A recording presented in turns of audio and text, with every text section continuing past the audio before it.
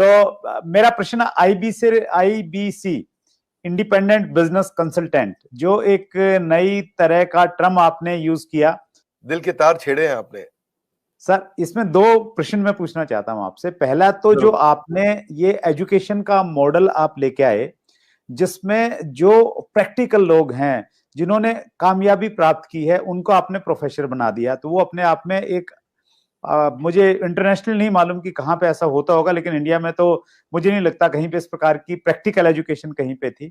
और उसके बावजूद जो आईबीसी मॉडल आप लेके आए कि आप लोगों के पास में जाइए और हर व्यक्ति को उसकी डिटेल जानकारी मिले कि कोर्स में क्या मिलेगा, तो इस बदली हुई परिस्थिति में सर आईबीसी मॉडल के लिए आप क्या स्कोप देखते हैं सर?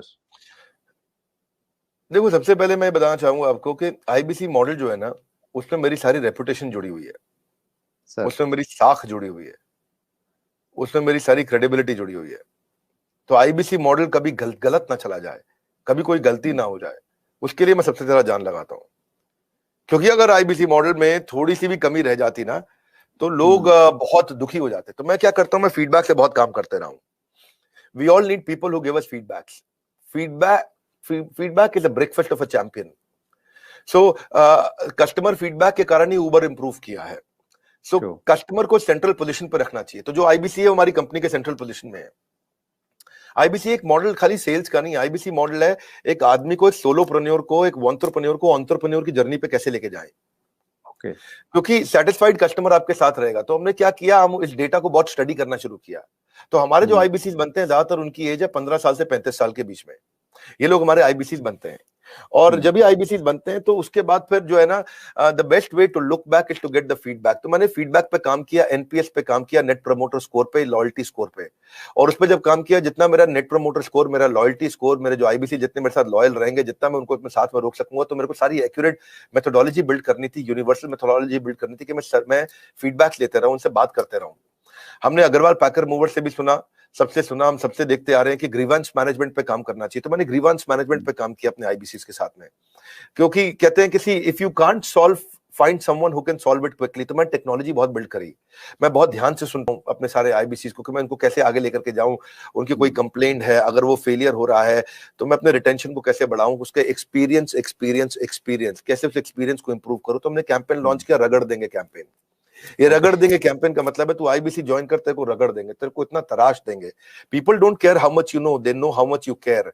लोगों को इस बात की परवाह नहीं कि आपको जानकारी कितनी है, पर उनको जानकारी है कि आपको उनकी परवाह कितनी है।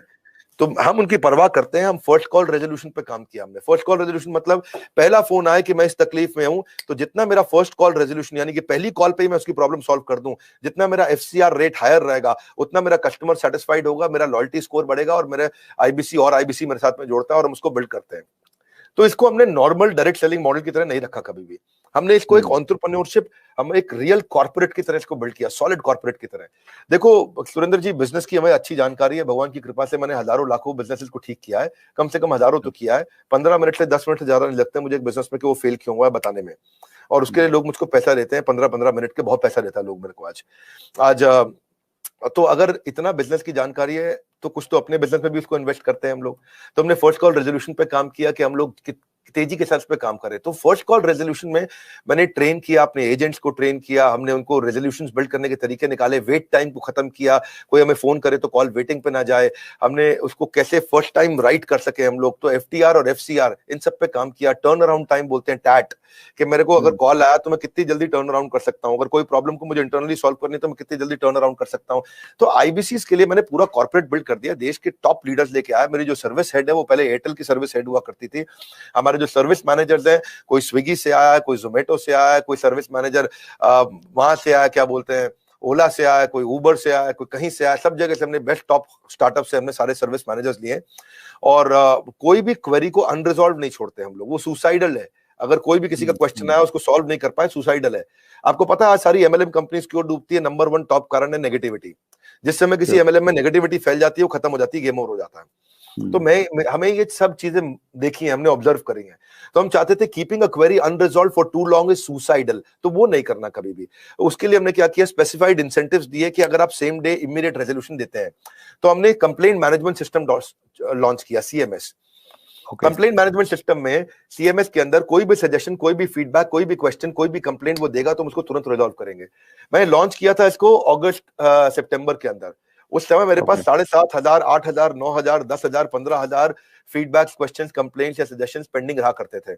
लेकिन हमने क्या किया, उसको तेजी से हमने काम किया, उस पर लीडरशिप बिल्ड करते गए। इसके लिए पूरा सर्विस सेंटर बड़ा क्रिएट कर दिया, लोगों के कोर्सेज, हमने ये देखना शुरू किया कि कहां बड़ी टिकट्स आ रही है, कौन कौन से बकेट्स हैं, उन बकेट्स को हम कैसे रिजॉल्व करें।